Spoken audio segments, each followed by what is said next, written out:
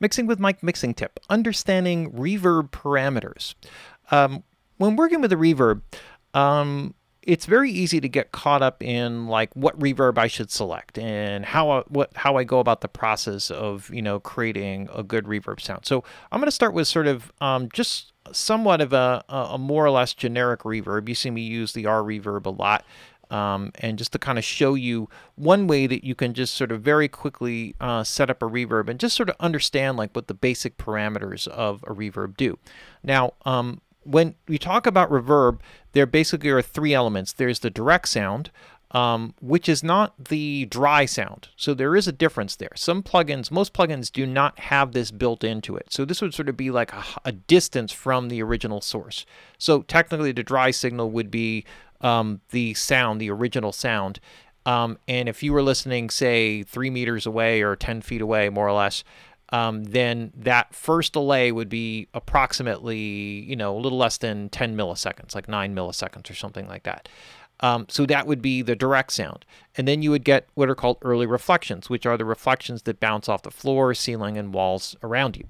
And once you get past those, define the size of the space that that you're in, right? So it's the early reflections, not the reverb. And then you have the reverb tail. So those three components make up this sort of the definition of the space. So when you're working with it, one of the first settings that I find is most helpful in setting up a reverb, whatever style that it is that you use, is the early reflections or the size of the space. And so I'll start with early reflections, typically turn off the reverb, and try to set up a space that sounds appropriate for what it is I'm working on. So if I start here with a vocal, I have, I'm just going to assign this right out to that. So you can just kind of see this raw just from scratch here. So I'd like to do things this way rather than sort of presetting it up and make it look all fancy and neat. Just try to do, just to kind of show you it's like, you know, hey, like you may hit some stumbling blocks and this is what happens. There's a lesson there as well. So slow down, baby, take a moment and breathe. So when I work with a vocal, I can get a sense of the space that that vocal is in. Now, this is important because if I set up the early reflections, I'm essentially setting the size space that it's going to be performing in. And that sets up the timing and essence of the rest of the reverb. So whether I use the early reflections or not doesn't matter, but the early reflections give me the sense of the size of the space. And that's really the key here. Slow down, baby, take a moment and breathe. Helps if I solo isolate so we can hear it. Slow down, baby, take a moment and so we hear really small, very phasey, and I can get an immediate sound with this. For a minute, come sit there with me. I can see you're afraid, and I don't know what to tell you. You're scared I might fail you, and so you're leaving here before it goes wrong. So I kind of like that size space. So this gives me like a good starting place. Like now when I put this in, I'm effectively getting sort of a reverb because of the amount of it and what I have in here. But now, whether I use this or not almost doesn't matter. This is sort of defining the space. And now, if I bring in the reverb, slow down, baby, take a moment and breathe.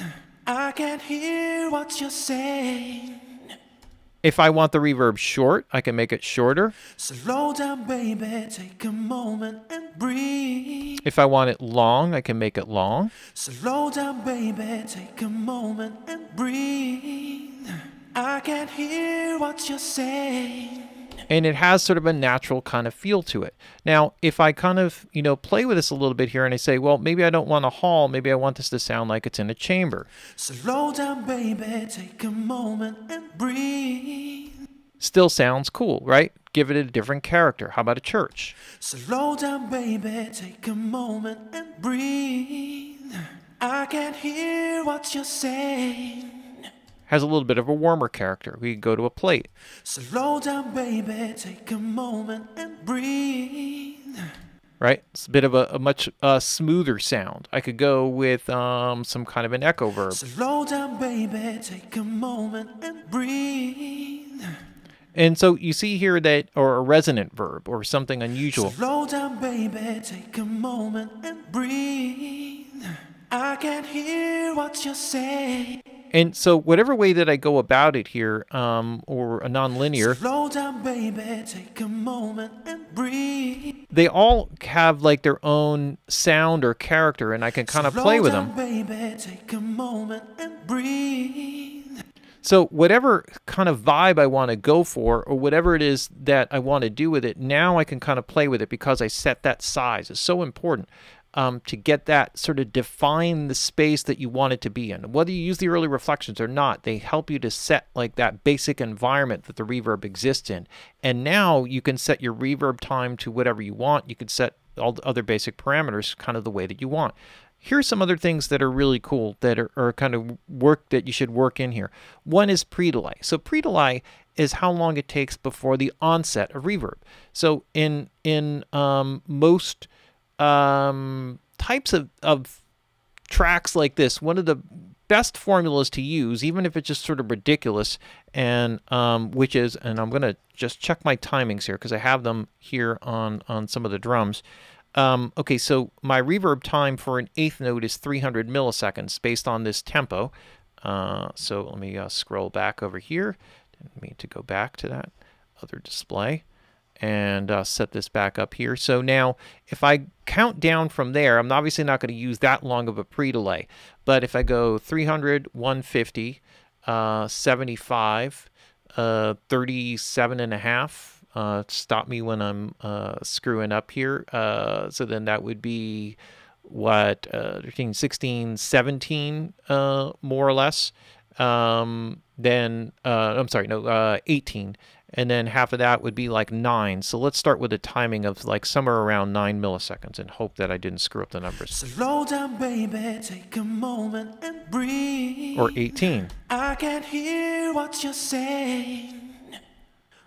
Stop for a minute. Or 36. Consider with me. I can see you're afraid, and I don't know what to tell you. You're scared. Kind of got that off a little bit in 75. And so you're leaving here before it goes wrong. So that's obviously too much. You know you can't keep running from where you belong again. Oh yeah. So by using those musical timings, you can almost always land on like a good pre-delay time that helps to separate the vocal. The reason why you use pre-delay is that you want the direct signal to be up front, but you want it to sound like it's in a big space. When there's no pre-delay, the reverb will actually attach to the back of the sound, and it will then be enveloped in it. So if you want something to sound more distant and far away, no pre-delay will help create that effect. So if something was on the opposite end of the room or down a long hallway, the person talking to you or whatever the sound source that was coming, the reverb would be arriving at almost the same time as the direct signal because it would be accumulating from the opposite end. Whereas if someone was standing right in front of you, you would hear the sound almost immediately, and it may take 10, 20, 30, 40 milliseconds before the reverb in the rest of the room accumulates back and you hear that. So that's what creates the separation, and that's part of creating that intimacy effect while having the reverb. So that's like a really big element there. Slow down, baby, take a moment and breathe. Let's see if I can add in a little bit of these early reflection. What you're saying. Stop for a minute, come sit there with me. I can see you're afraid, and I don't know what to tell you. You're scared I'm a failure, and so you're leaving here before it goes wrong. And it makes it so easy for you to set up and hear the reverb. So what are the parameters that you have? So aside from the time, size, and all that, diffusion.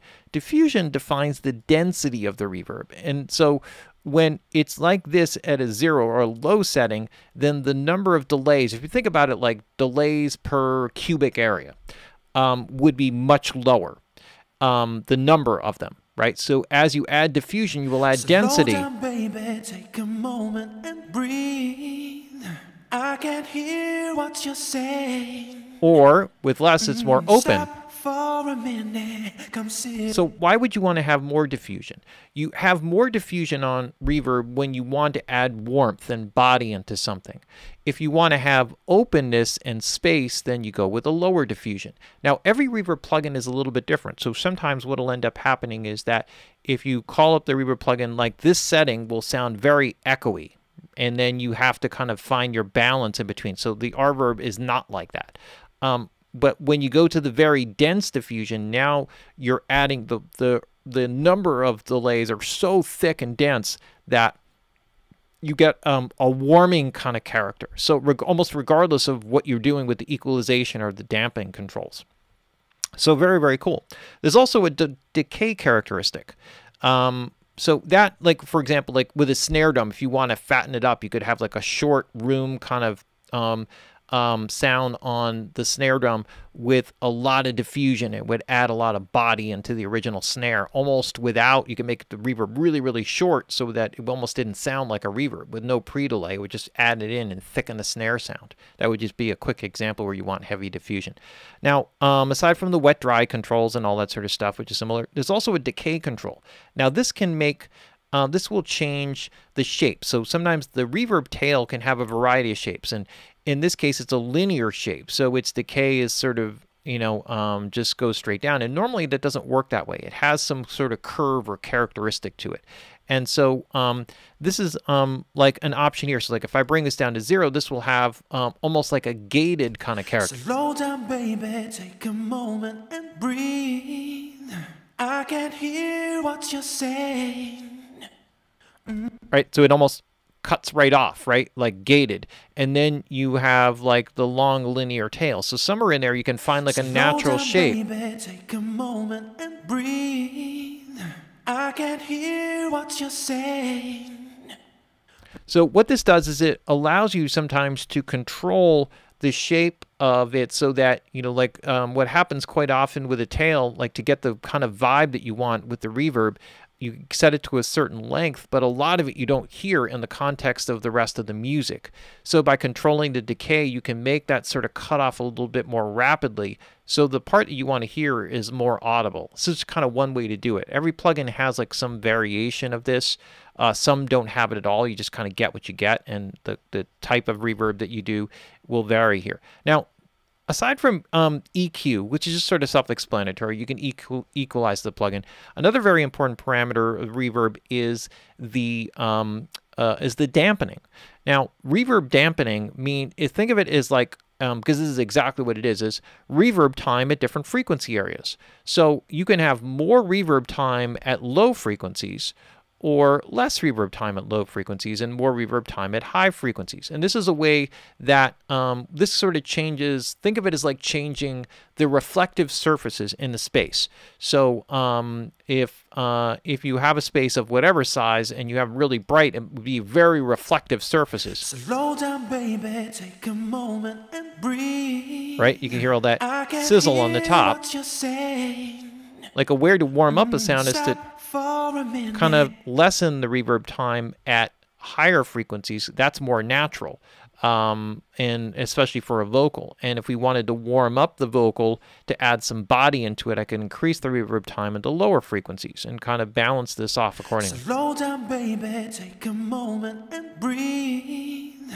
Which may muddy it up, so I can actually kind of work this a little bit. For a minute, come sit there with me. I can see you're afraid.